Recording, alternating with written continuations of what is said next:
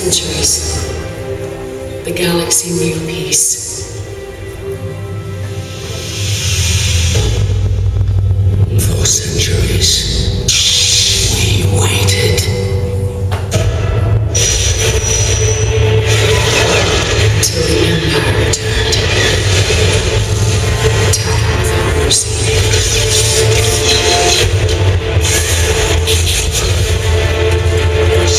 Until we struck the Republic, reclaiming our ancient home. Now we must defend the Republic.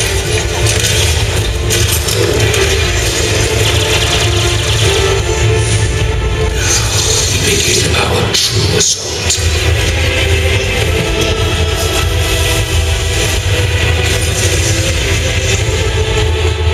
And though many have died, And though the Republic fights on,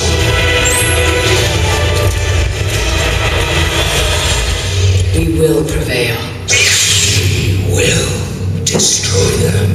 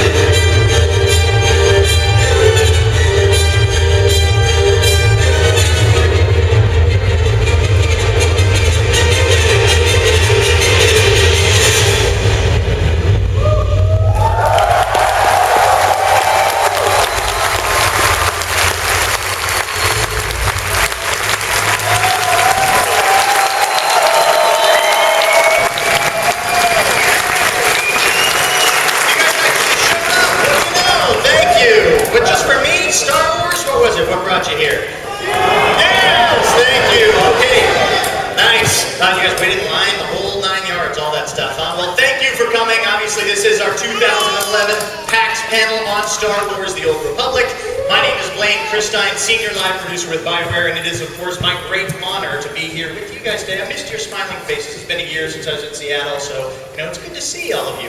How's your Sunday going? Is it going all right? Good time so far? Everything's cool? Yeah?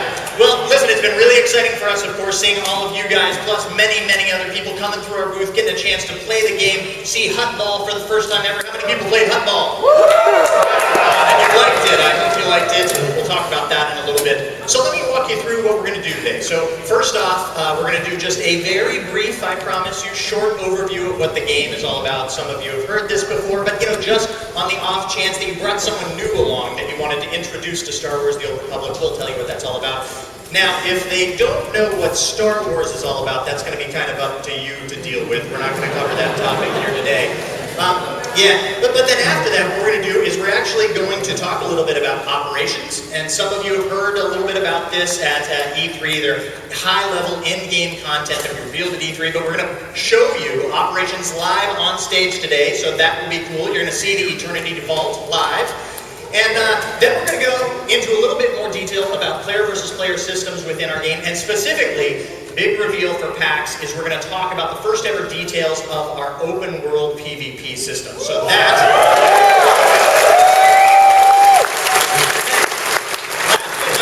because it is a panel, we will bring out a bunch of other developers here. We're going to do a Q&A and answer questions that you guys might have about the game. I'm sure you have some interesting ones. I've heard there are some interesting questions out there. But let's start off with a simple question. How many of you have actually gotten your hands on and played The Old Republic at this point? Put your hands down. All right, a little bit more difficult question. How many of you have played The Old Republic for, wait for it, a significant amount of time? Wink, wink, nudge, nudge, know what I mean? Know what I mean? Say hello. All right, a much smaller number. Now, for those of you that didn't have your hands up, those are the people in game testing right now. But please, don't ask them any questions because then I would have to personally kick them out of the testing program and they would be very angry. You would also get dark side points, and some of you may like that. The big messages here, obviously a lot of you have not yet gotten into the testing program, and that is something that we would like to address. So we're going to give you some details about that later on in the presentation, but just rest assured that, of course, the Old Republic is much like a fine wine that gets better with age. We want to make sure that you get an opportunity to play for a more extended period of time before you make a commitment, actually before we launch the game. And so we're going to make sure that we take steps to get more of you into testing as we move into the fall. So let's kick this off. So what is Star Wars The Old Republic? I think some of you will probably tell me at this point, but I'm going to say it just, because you don't have the microphone. So it's a story-driven, say it with me, story-driven, massively multiplayer online role-playing game. And of course it is going to be published by Electronic Arts. It is developed by BioWare, which I am one proud member, of course, of the team in conjunction. Thank you.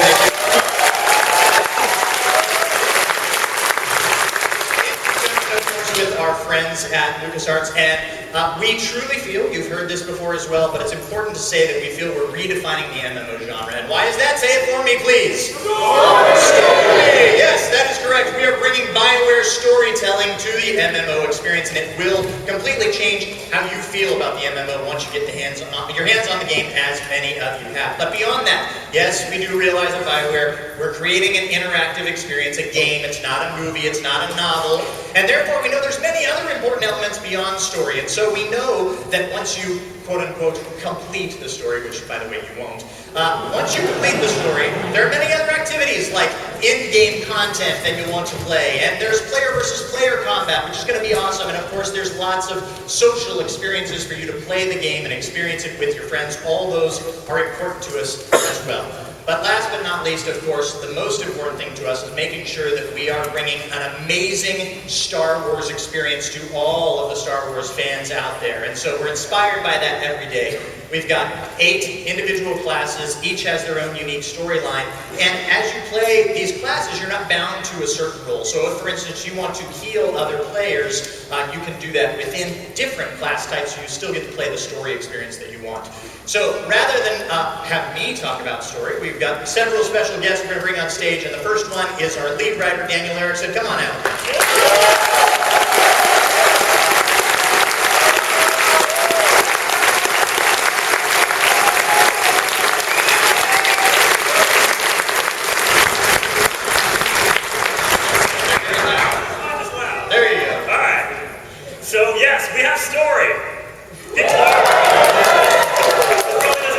Surprise to people. There was we talked about it a lot at the beginning of the project. What I want to talk to you guys about today is about the type and about the content and the quality level of the stories that we created and that we're still creating. Okay, so what Blaine talked about with the 8 class stories is really just the tip of the iceberg. They define your play experience. They give you a very different feel when you take each of the pieces. People have heard me talk about how we got to do things that we never got to do in an RPG before. The Smuggler. Oh my God, the Smuggler. Getting to do an action comedy RPG. This is not something I ever thought I'd get to see. The Trooper. Why did we never have a war RPG before? We got a ton of World War II games. Where was our Band of Brothers RPG? Well, we've got that now. You get to get in there and really feel these different things. But on top of that, we've got the World Arcs.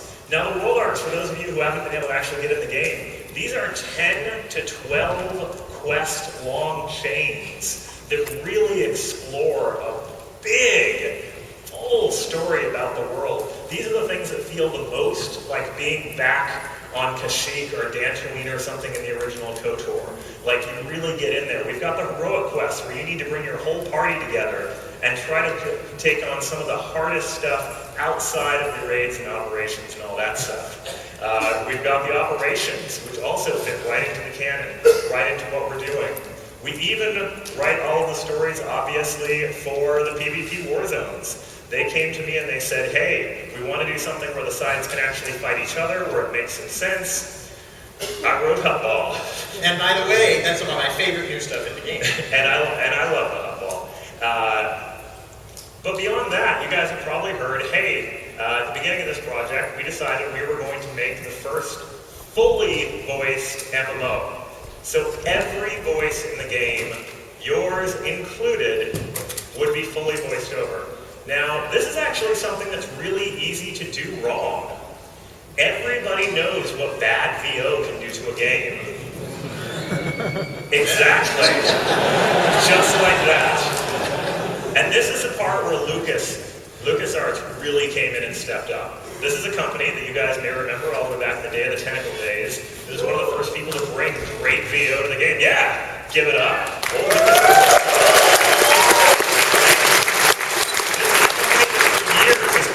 Some of the greatest VO to games anywhere, including the original Knights of the Old Republic, obviously. So, when we made requests, everything we ever did was done beyond our expectations. We said, hey, we want to VO this entire game. They said, all right, we're going to do a worldwide talent search. We're going to open up studios all across the world. I said, hey, okay, I got a neat idea. I really want it to feel like old 70s Star Wars, so all the Imperials are going to be British. They said, well, I guess we've got to open a studio in London. And they did. And 3 weeks later,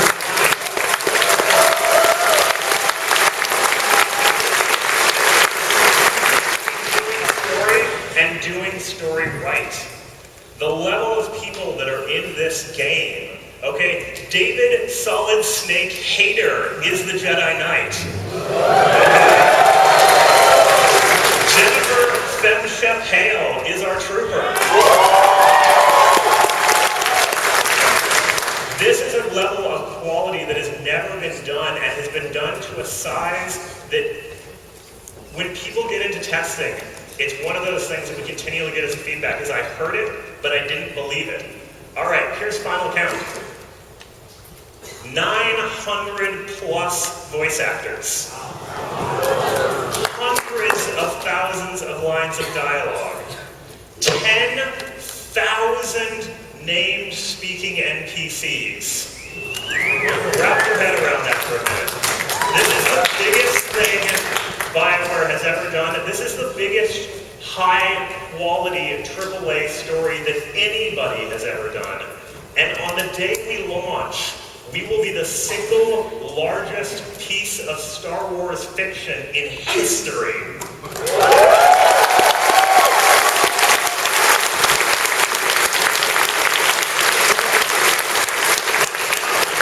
I know there are some people out there right now who are thinking, I played KOTOR 12 times last month.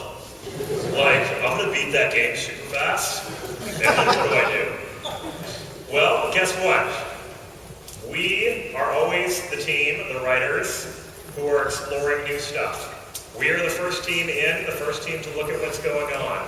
If you go to the BioWare website right now and you click under jobs, you will see that there is a whole bunch of postings for writers. Why? Because I am not shrinking down. I am expanding my team. We are already in production. Yeah! We are already in production, and that's what I'm telling you today, exploring the next content that's coming after.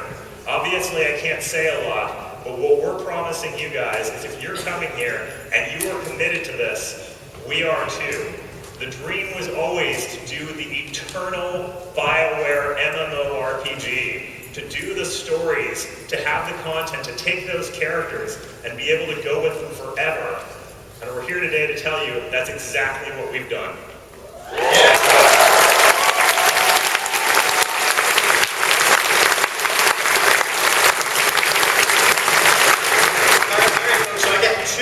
Takeaways from that, all right? One of those is that if you're paying attention, evil guys are in Britain, which means Stephen Reed is evil, all right? So that's number one. Number two is it's great to know Daniel Erickson is personally committed to all of you. That's what I got out of that, right? Okay, so of course the story that you experience while playing the Old Republic makes it a very compelling experience, but as you get to the last bits of your story, so to speak, we don't, of course, want the game to end there. And so we understand that building a truly compelling MMO experience means that we have to have fantastic end-game content. So earlier I was mentioning that we were going to show you a little bit of one of our operations, one of the cool in-game content pieces that we first announced at E3. And so in order to walk us through that, we have our lead PvP and lead end-game designer, Gabe Amatangelo.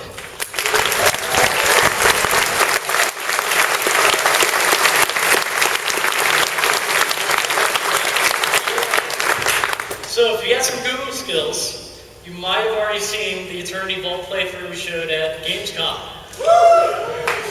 Right on. So we're going to play through it here today as well. We're going to do it a little differently. We're going to invite 6 of you guys out there to come on up and try to help beat the Eternity Vault.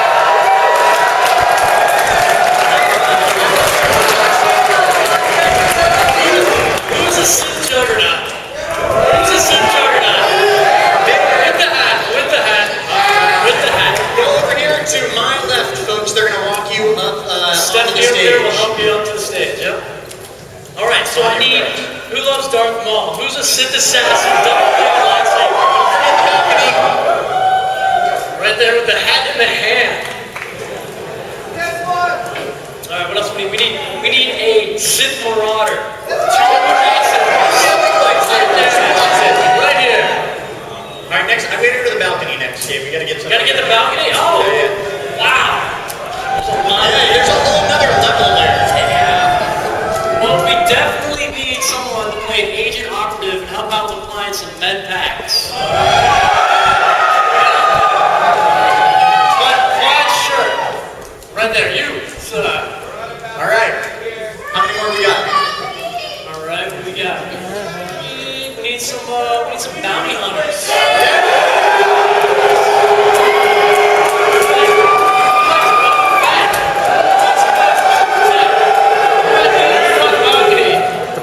Yeah, with that. Now who's Jagged Fat? Who's a fan of Jagged Fat? Bag and short stuff. Alright, blue shirt, baby. Nice. What do we got? We got everyone? I wasn't keeping track. I hope you were. Yeah, let me recap. Yeah, we got our. How many was that? 5 or 6? We got the 2 bounty hunters. We got the Marauder. There's 6. All right on. All right, so while they're working them up here, around, we'll set the stage and show you the beginning. The players, we can switch the video over there. Yeah, there they are. All right, they're on the Viking spaceport. Now, the Viking spaceport is where you can access most operations and flashpoints of the game. You can get together and you embark on ships to go to those missions. And you get mission debriefings in our multi-group conversations, and it looks like the team's about to do one of those. Now, one of the team members is lagging behind. Is the bounty hunter? Bounty hunter's not nearby, but that's all right. He can holo-conference in from wherever he's at. And there he is. So Juggernaut, go ahead and fire away for the mission debriefing. Oh, operative, looks like blue problem. Fire away, you guys. Agent, we've never met, but I was directed to you by a mutual colleague who said you might help us in our hour of need. I'm General Threnault, commanding officer of the Imperial Reclamation Service. I understand you're familiar with us. A waste of oxygen. The Empire needs us, of that I'm certain. And right now, I need you. We uncovered a new section of Belsavis prison during a bombing run. It's been sealed for 20,000 years. No exit to the surface. It's alien builders, the Rakata. Call it the Eternity Vault. It's where they kept the prisoners and technology they could never afford to release. Care to explain that? We've been translating the Rakata inscriptions, mostly indecipherable, but a few refer to a prisoner called the Infernal One. We've seen the title before in the dead corals of Rugosa and Osiris Days. We thought it a myth, a Rakata warlord who bled and enslaved 1,000 planets. I've known fear before, and I know it today. Any sane man would. The legends say it took an army to stop the Infernal One before the Rakata reactor and the other ancients locked him away with his weapons. If we don't do anything, though, well, the war against the Republic may be nothing next to what'll come. There's a war going on, and you're worried about alien mythology. The Reclamation Service exists to see these threats before they destroy us, and the technologies of antiquity are our prize. Do what you can. It's all I can ask. General, the shuttle is ready. We can fly to the Eternity Vault as soon as your team's prepped. Alright, they got the mission debriefing. We can go ahead and bring them on up. Start getting them in place. Now, this is 4 players. Of course, operations are 8 to 16 players, so they're going to have to convert to an ops group and recruit 4 more players. Sorcerer, you can do that around the corner there. Fortunately, there's some more players around now. Operations, 8 to 16 players, different difficulty modes. So it can be for the casual player that's not that familiar with MMOs. We can put it on the easiest mode, but that's none of you guys, of course. They got the harder modes, better rewards, etc. Now, of course, we're throwing them into this. So we're going to put on the easiest mode. It's going to be the introductory encounter. We're going to have some BioWare, obviously, employees there to help them out. Yes, sir. You can go ahead and board the Terminus class ship, and we can get everyone into position. Bring them on out. Don't be afraid. Bring them on out.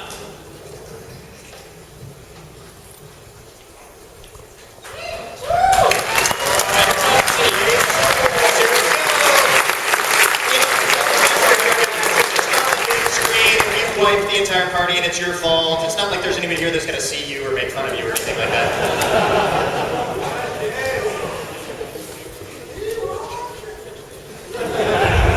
It's cool, I've got chicken.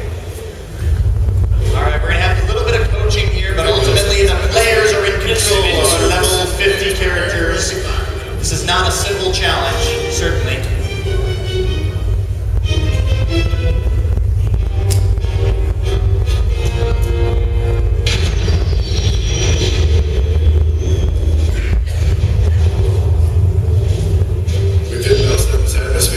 Proceeding to surface.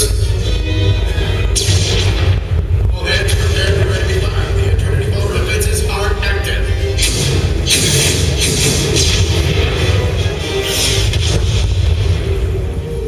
Alright. So the reward that is class destroyed. Abandoned ship. Shut down the Eternity Vault's defenses. They're going to have to take escape pods to the surface and then gather up once they're down there on the surface. Sorcerer, you can go ahead and take the escape pod. Everyone else, go ahead and direct them to the escape pod, guys. I'm going to try to coach them through, help them through this, so they don't wipe and embarrass themselves. They'll make it. So yeah, this is a vehicle, it's not a cutscene. Obviously, it's an escape pod, it's a straight trajectory. I hear enter my domain. Children unknowing, they will serve. Always got to kill the tauntauns. Anytime you see a tauntaun, take it out.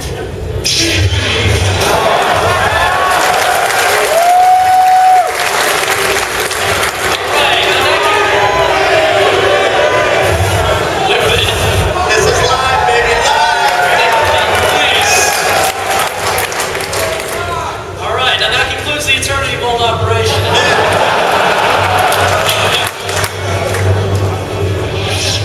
Right on, we got the team coming. Picked up a mega cat along the way. Take him out. Business in the face to do that. Top power type. Is our group ready? How we doing? Suck the cat out. Dead love. Come on, guys. This is the easy part, really. He's burning. Alright, team's there. Juggernaut, go ahead, lead the charge. Keep going, Juggernaut, don't be afraid. Go, Juggernaut. Go. Juggernaut's first. Go, Juggernaut. Juggernaut. Starting straight too early. Droids are coming down. Get the droids. Pick up the droids. Towards the left. This is going to be brutal. I see a party boy pushing each other. Alright, Juggernaut's job is to keep the damage on him. He can take a lot of the assassin can help him out as well. Assassin's great at parrying and deflecting damage. Try to round him up there. Swords getting thrown around. Now the operative, make sure to keep applying those medvacs to the Juggernaut. Good job. Bounty hunters are on the left turret, Frogs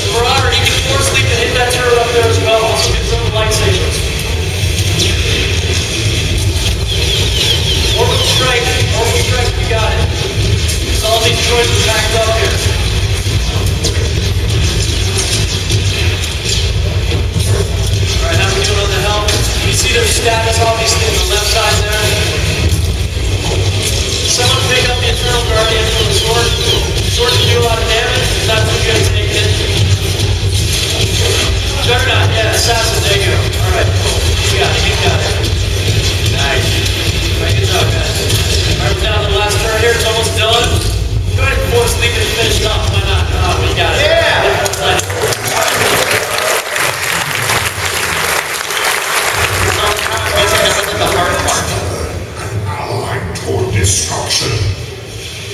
Is it a Sith dance Finish party now? up that last droid. All right. So that was the first line of defense. Here comes the second. Juggernaut, you want to make sure you keep. All right. Annihilation droid XRR-3 formerly used to wipe out civilization. Reprogrammed to help contain Soa, the Infernal One. Party white! Party white! Now they got it. We're good, dude. Alright, he's gonna do that. He's gonna knock you clean out of there. Alright, when he's channeling these missiles, you can take cover, or you can punch up. Go ahead and take cover because you weren't ready for it. Juggernaut and Assassin, you're good out there because you can take the damage. Or make sure it looks like on the right turn you guys aren't quite behind it. Countersight's anxious, he's jumping back in. Alright, he's overheating, now's a good time to move in. Go ahead and move in, Mr. Tail.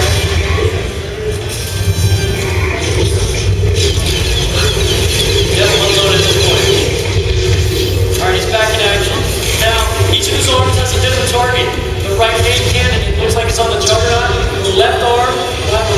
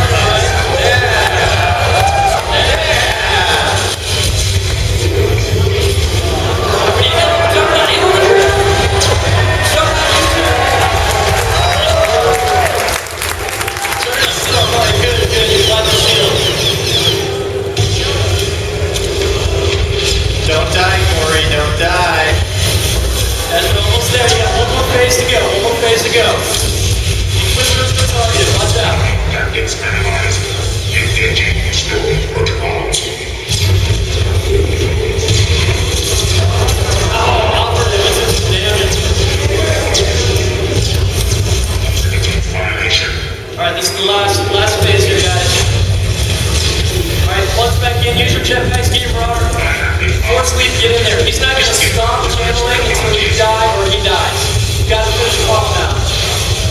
Remember, Anna's like the play. Reactive shot buddy.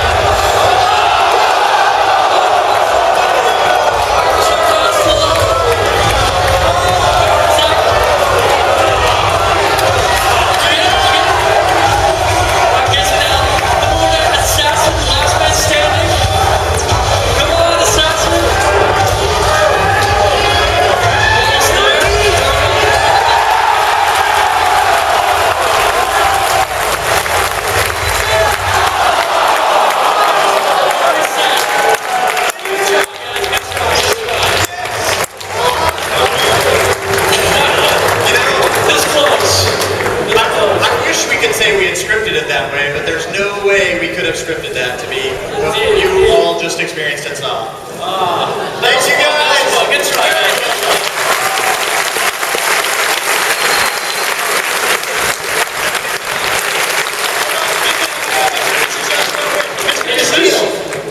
Hold up, guys. We're gonna have you just introduce yourselves real quick. Dave. All right, we're not. We're not. Thank you, guys. I guess we're not. All right, it's all good. All right, it was a good idea. So I gotta say, Gabe, dude, I think you know what you're doing because honestly, that is some of the coolest content in the game. That's amazing. Thanks, sir. We've got a mic. We got a mic. All right. All right, guys, come back out just real quick. Let's introduce yourselves because you did an awesome job.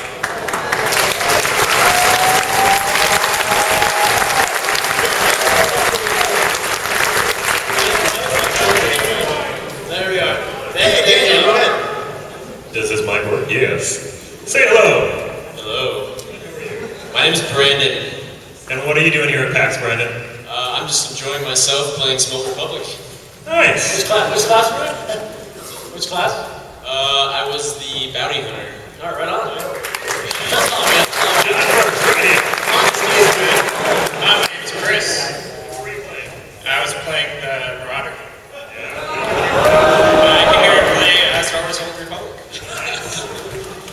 And sir? We actually share the same name. Wow. Very sexy. I know, right? I was playing the Juggernaut. And what were you most excited about at PAX? Or! Yeah. Sir? Hi, I'm Robert.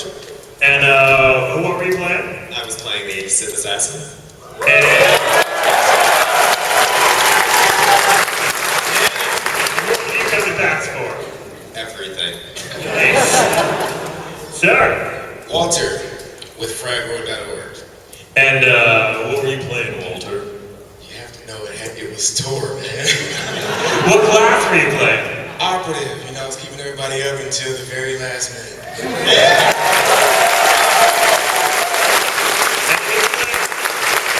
poor man died. I was right behind him. He died because he was low and the missile started coming. He's like, but I gotta heal him. I got you. I gotta get out. Sometimes as a healer, you gotta take care of yourself first. Sir, your name? My name's Matt, And Matt, what were you playing? bounty hunter, and just so everybody knows, I got shot through the turret. That was not my fault. So, for first guy who immediately starts claiming cheat, this game totally cheated me. And what were you excited about at PAX? BioWare, obviously, you can see I'm a fanboy, so. Beautiful. Give a loud round of applause.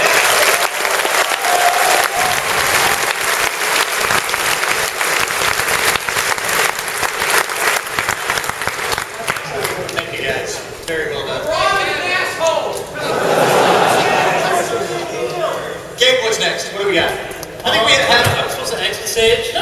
Hang on. We're gonna watch, I believe. That's right. A little trailer. My bad. So, yeah, this is some combat action farther in the Eternity Bowl.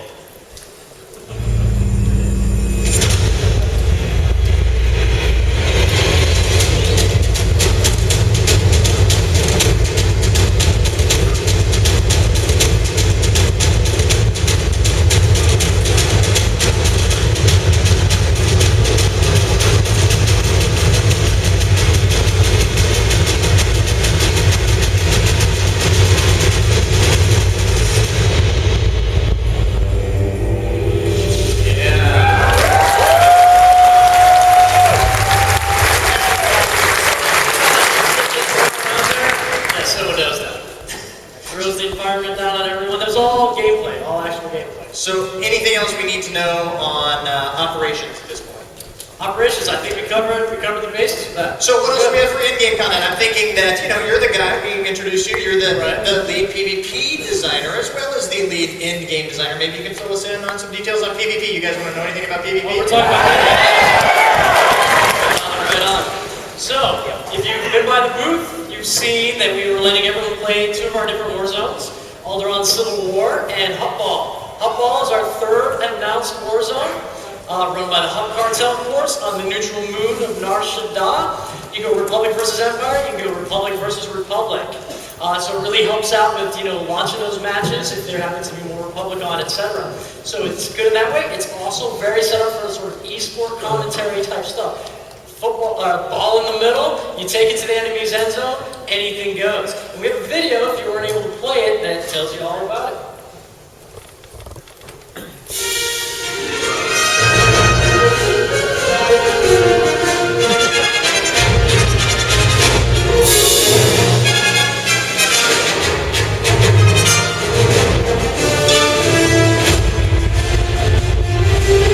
Ladies and gentlemen, welcome to The Pit, the bounteous and magnificent Radavan solution.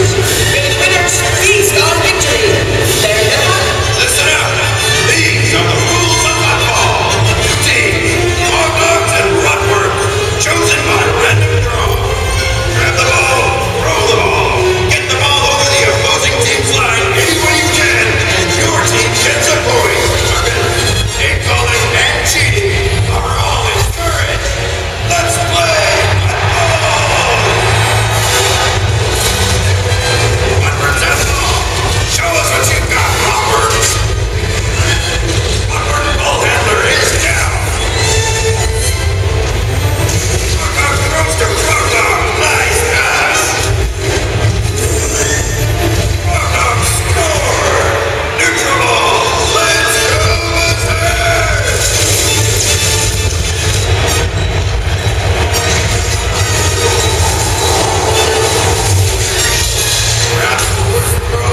Rock team is really terrible.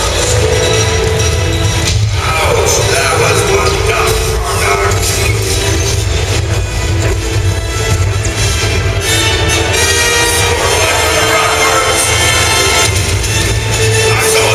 Somebody kill someone. These hutball obstacles are provided by Circa Corporation. Circa, brilliant solutions for a brighter tomorrow.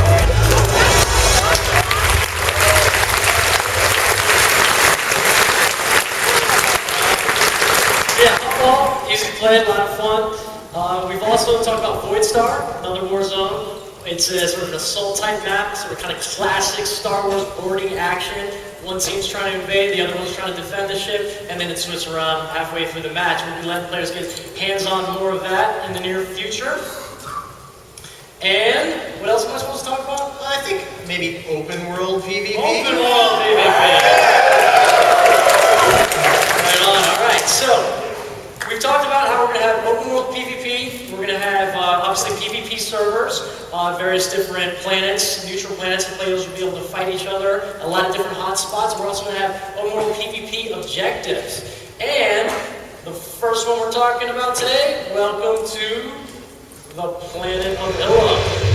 Ilum is one of the higher level planets. It is where some of you might be familiar. It's where the crystals that make lightsabers are. There's other valuable resources there. So both the Empire and Republic have a vested interest in this planet. And so we have a territory control going on here. Now, of course, they have 2 different bases. Now, each of those bases have various different defenses, and the players have various different ways to sort of try to circumvent those defenses. See some of the video here of it. Now, it's a war-torn battlefield, war-torn landscape. There's armaments that you can pick up throughout. You can take them and try to take out some of the different key defenses, like the turrets. And then once you take out enough defenses, you can call them bombing runs to destroy the enemy's base. Now, philosophically, well, let's catch this little thing up here too. So, of course, defensive turrets are ways that players can take those out as well. Now, philosophically, when you've got open world PvP and you've got an objective and you've got like 200 people and 100 people, and they're going at it, who's going to win? 200, right? So we've been really careful in designing our open world PvP objectives to support sort of the guerrilla style run and gun type of fighting. And so you saw some clips there of like getting a bazooka, taking out different kind of like turrets, defense mechanisms. Once you do enough of that, you can take out you can call it an airstrike to take out the base. So we're testing, we're iterating on it. These are some of the different things, and of course some screenshots of hints of some of the other stuff we've got going on there. But what's really important that we make sure we get this as fun and as enjoyable for everyone. So we're taking it very seriously. And the player, the side that gets control, takes out the base. Obviously they're going to get valor rewards and bonuses, and they'll get buffs and that kind of stuff in getting your rewards for PvP. So territorial control, Battle of Ilum, it's the first one we're showing, and of course we're working on future ones and more.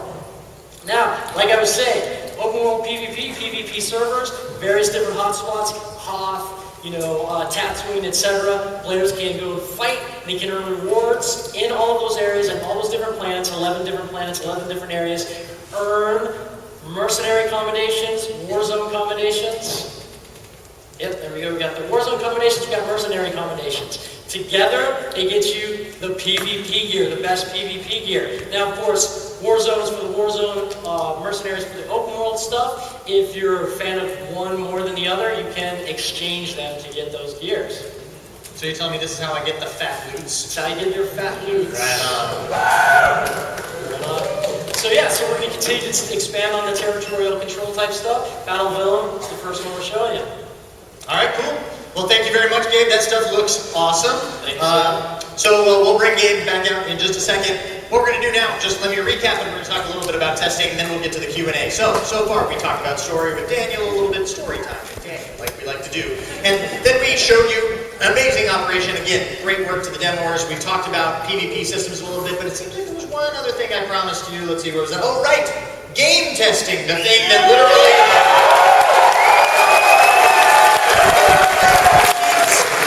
producer up at night, all night long.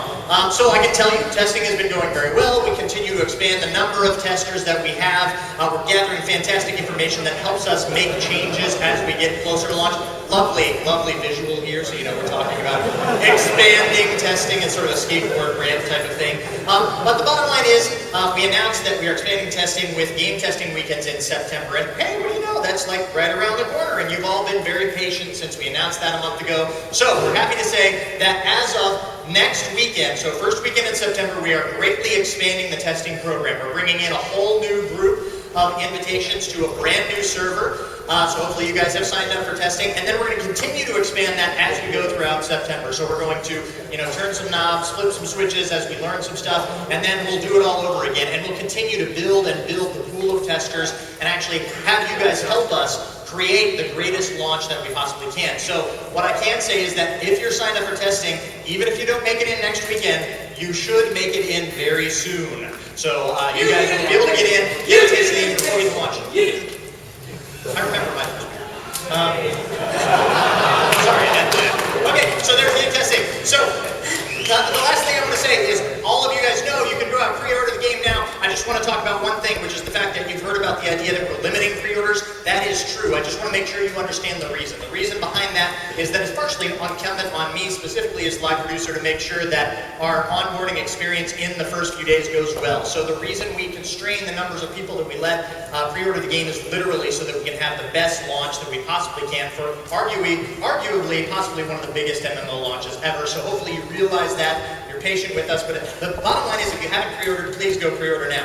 So I've talked enough. Let's get to the Q&A section. Let's bring Gabe Amatangelo back out here, Daniel Erickson back out here, and we're going to be joined by our creative director, James Olin. I want to point out, if you don't know this guy, he goes way back in BioWare history. He was the lead designer on Baldur's Gate, as well as many other fantastic award-winning games. Now this guy has a very rich heritage in MMO production. Yes, rich heritage, rich. And so you can ask him all kinds of interesting questions as well. And Mr. Stephen Reed, come on out. Community Director, we now know you're with the Empire. Okay, Stephen, you want to tell us how to read this?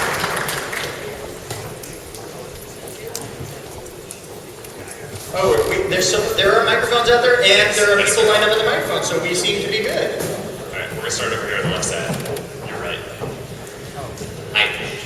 So with every class having its own individual class story, and that being a large element of replayability and even endgame experiencing all the class stories, I'm a little concerned that my guild is going to get fragmented with half of us log on Republic one night and the other half of Imperials and switching around. And basically, we're going to have to use vendors or something to communicate. Is there any talk about having like adversary, Imperial, and Republic guilds having like a channel which they can socialize in while they experience stories on different sides? Unfortunately, no. All right. Sweet from Miss Roland.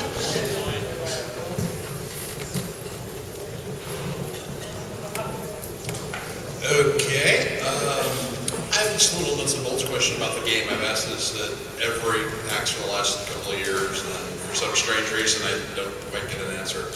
What we said last year. Please ask. All right. We keep hearing, thousands of armor pieces, hundreds of laser killers, etc., etc. Great, wonderful. How about character creation from the neck, or customization from the neck up? Are we going to get the row of heads we got from KOTOR? Are we going to get a bunch of varying sliders like we got in Mass Effect? That is going on. Sure. No, am I live? Yeah, you're live. Don't say anything too scary. All right, just cussing myself a little bit.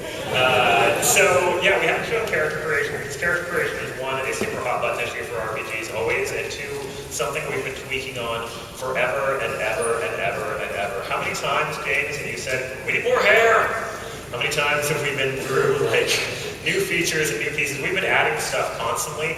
The short version is, it is neither of those things. It's definitely not the pre-baked heads from KOTOR. We're also not using a slider system. We made a decision very early that we wanted every option to be in there, and there are many options, but we wanted every option to be a distinct, separate thing. Moving your nose 1 millimeter to the left is not only doesn't give a whole lot of different distinct looks, but also is really hard for a lot of people. A lot of people who are not great with the tools can't. Well, we won't talk about the we all know the fem chef stuff on the board, but so we're going for distinct, clean. You pick a number of different options, but there are options for the eyes, there are options for your heads, there are options for your hair, skin tone, complexion, tattoos, jewelry. There are different. Each class has some individual things that only they get to distinguish themselves, and there are a whole bunch of pieces for that. There is a lot of very robust stuff in there. Again, it's one of those things that since we're going to be making assets for it until basically the day we burn the disc, we haven't wanted to show it. People go, hey, how come we're missing such and such? There was, in fact, for a lot of the time, you guys remember people were really freaking out because we wanted to show you screenshots, but there were only 3 hairstyles in the chicken winner. So yeah, there was me, and then actually there's pretty much me and Gabe and Rich were the 3 hairstyles. So yeah, there's a lot of great stuff there. People who are in testing, I was going to say, you can't ask them about it, right? They can't tell you, but it is a really robust system. There's a lot of yeah, and it's getting better every day, and it's something that we'll continue to expand on all the way to the future. Right. I feel like you'll be satisfied with this. Next. Hi. First of all, I'm a huge fan, and I'm really excited about the game coming out, so thank you. Secondly, it's actually kind of works well with the other question. Will our armor and robes appearance be customizable, or will there be sets, or how is that whole thing going to be working? A mix thereof. Yes. There'll be sets, and there's also, with social points and some other systems, you'll be able to get some of those iconic outfits that might be earlier level. If you want to look like Obi-Wan Kenobi, you can look like Obi-Wan Kenobi. Or Boba Fett, what have you. And there's also the sets that drop in like the operations and stuff like that. And then there's the sort of mods you can put in those iconic sets from the operations or the PvP, etc. So there's a lot of different choices you have in the end game. You're not going to be seeing a lot of people looking the same. There's a lot of options. Will you be able to level up your gear as well with you? Yeah, so that's sort of what Gabe's talking about. Is what we did is there were certain sets of gear that are pretty hard to get, and those are the moddable gear. And the moddable gear does not have a level in and of itself. The mods bring the level. So if you want to be the, I'll go ahead and throw this out there because I know it's one of the ones we talked about. Like, so for instance, under the social system, if you want to be the person who worked hard enough that you got a full piece of sand person armor, and you're the guy who wants to be in the raid with fully modded out, level 50 purple mods in your sand people gear, go for it. People are going to notice.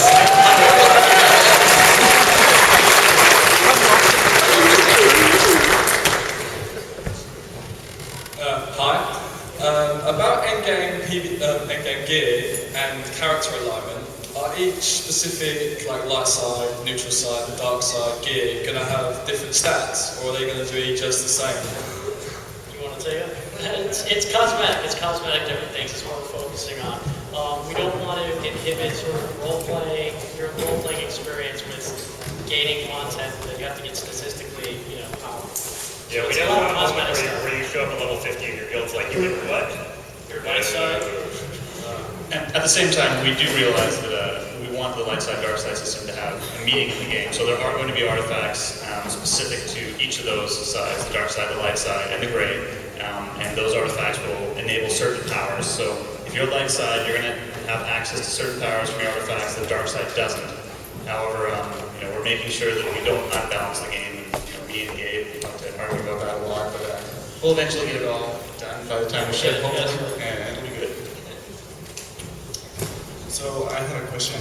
Earlier we saw a video that talked about there being XP and loot from PvP, and I was excited about that because I like the idea of whether I'm questing or doing PvP, I can still be gaining XP and loot and progressing my character. Is that still sort of the direction you're going? Yeah, so questing, PvP, space game. Right? Like when you're sitting around, whatever you decide that you want to do in tour today, we're going to give you XP for. It actually allows you to do, one of the things we want to do is give players the freedom to play the game the way they want to. It's actually a core tenet to, it's a philosophy that BioWare's always had. We want to give players choice. So when you play the game, you can, for example, if you created a bounty hunter, you can play the game and just do the core class quests and the world quests and level all the way up to the top. And you could re-roll as a Sith warrior, and this time you could really focus on PvP, get experience points from that, or as Daniel talked about, do some of the space game. Or in fact, if you were a crafter, you could just stay at level 1 and craft the whole game for 200 hours, which is Daniel's dream. I don't know why, but let's be clear, this will go all on the sites. You can't really do that at level 1, you kind of need your ship. But level 15. Yes, but you go pretty low. The other thing is too, we're working in a lot more flashpoints, a lot more of that stuff. It's been Gabe's team's big push. So we're going to have flashpoints there for you pretty well all the way through the level pushes. Yeah, level 8 up, you can do flashpoints if that's what you want to do. You can do war zones. You can do, you can do all the different options. You get fully geared out for war zones and PvP, etc. So we actually have a whole quest line called the Heroic quest line, which is only doable in a group. And it has some of the best gear. It's kind of, they're almost like mini flashpoints, though some of them take place in public space, some for instance, and there are literally hundreds of those in the game. And those, in fact, will switch to dailies, correct? Yes, they are repeatable. Several of them are actually repeatable, so yeah. And the great part about that is if you're doing, your class stuff is totally different between each class, but if you're on the same side, you're going to have seen some of the content before you're going through it again. So you really can just decide, hey, this time I'm going to do the stuff that's different, and then I'm going to play more flashpoints, more PvP, or more raids, whatever.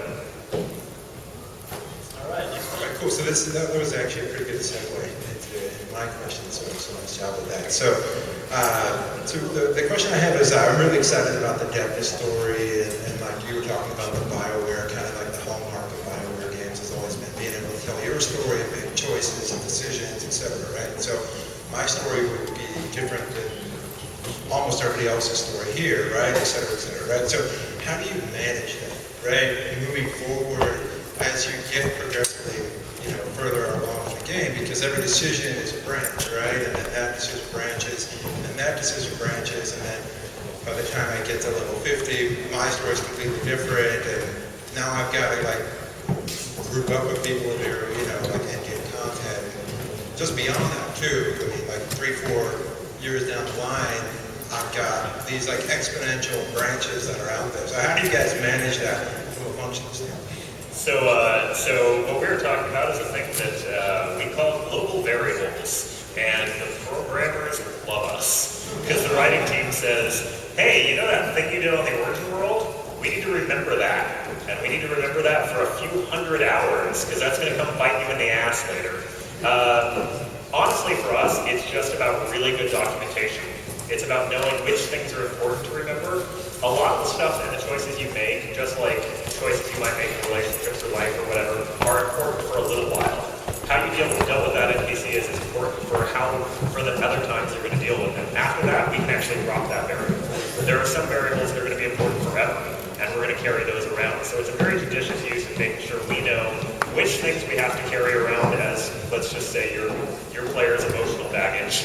And as we're going into future territory, we're already like, whoa, some of these characters have a lot of baggage, and which ones we use as temporaries. I don't think we would have ever been able to do this in this kind of environment had we not had the experience with things like Dragon Age and Mass Effect and these very complex RPGs that are entirely driven this way. So, sorry guys, we unfortunately are almost out of time, and I know there's long lines out there, so we're going to take one more question, and then I encourage you, please come see us in the booth. Like, we'll be back at the booth after this, and we're happy to talk to folks. That's why we're here. So, one last question. Again, sorry about that. So, in the MMO world, we've seen times to max level from anywhere from 3 days to 100 days. You guys have a goal that you're trying to shoot for as an average amount of time it takes someone to level in terms of playtime? Yeah, we do have a goal. We set that very early on in the start of game design. However, the goal isn't set in stone. One of the things, one of our philosophies, we want to make sure that the game is fun from beginning to end. That we never introduce a grind just to force you to play an extra 50 hours. That's been very much a core of the design philosophy. So we've had a goal. We actually went over it for a little while, but then we made some adjustments to make the game a little bit smoother, a little bit more fun. That actually lowered it down, and we're still looking at it right now. We adjust things such as XP curves, itemization, and we just want to make sure that you never get bored or questing. And no, we're never actually going to tell you what that goal is, because all that'll be is a giant challenge to something else. Cool. Well, thank you very much to our panel up here. You guys are awesome.